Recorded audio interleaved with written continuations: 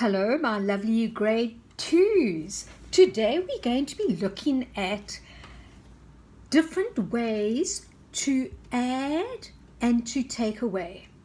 We're going to use 3-digit numbers and we're going to look at the word as strategies. Strategies is which way do I do this, or is there a different way I can do it? Okay, so we're going to start off with adding.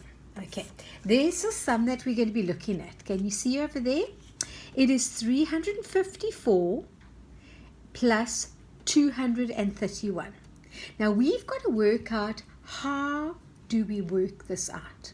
There's a lot of ways we can do it. So I'm going to show you some different ways. And then you can choose whichever way works for you, you must choose to use. Okay, so I've set it up here quite nicely for you. So the sum is 354 plus 231. Now, we can set it up like this. I've made some 100 squares here. 100, 200, 300. Can you see there's my 300? And over here is my 50. I've got strips of 10 here, and then here's my 4. So there you can see 354.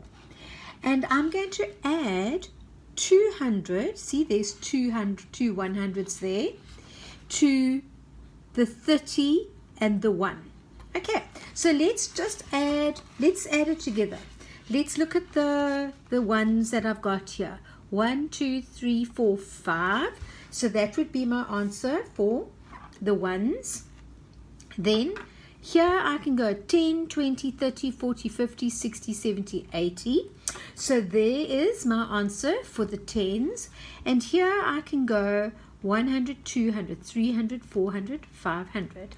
And then I've got my answer. So my answer would be 585. So that is one way. That's one strategy. Let's look at another strategy. Another strategy could be you can just write the sum like this. Can you see what I've done? I've written the sum out and I've linked the tens. And I've linked the hundreds I've linked, the tens I've linked, and the ones I've linked. And so I must always remember I must add the tens to the tens and the hundreds to the hundreds and the ones to the ones. Okay, so here again, I've done little loops going across with arrows at the end so I can see it. And there again, I'm going to get 585 because I'm adding those, adding those, adding those. So what will my answer be? 585. It's another way to do it. Now, this way for me is quite a nice way. My first answer here, my first part of the sum is 354. Now, what I like about this way is we can expand it like an elastic band. We can stretch it. So we really know what's hidden underneath there. 354. Can you see what I've got over there? I've got 354. But now that's not the only number I'm going to be adding.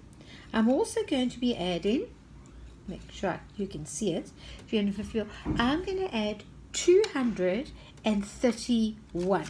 Now look what I've got over here. Again, I love this way because I really understand what I'm doing when I do this way of adding. Can you see there? 231. Look how I stretch it out like an elastic band. I expand it. It's called expanding. Okay, and there I've got my 231. Okay, so what am I going to add? I'm going to add my 300 and my 200, right? And I'm going to get 500. Can you see there? Then I'm going to add my 50 and my 30. And I'm going to be getting 80. So there you go. So far I've got 580. And then I'm going to add my ones. My 4 and my 1 is 5. And so there I put it like that. And there I've got it all nicely together again to read the number 585. Okay, so there you go. That's another way. Now the last way, this way is for me the quickest way. If you can understand those ways, then you can start moving across to doing the quick way. Can you see the quick way? The quick way is when we, see if I get this to stand for you, when we put it in columns. This seems to be the most popular way that teachers like you to do your addition sums. And the reason why they want you to do it this way, they don't want you, but they know that this is going to be the quickest way for you to work out how to get the answer. Okay, so yeah, and when we do it in this way, we always start with the ones.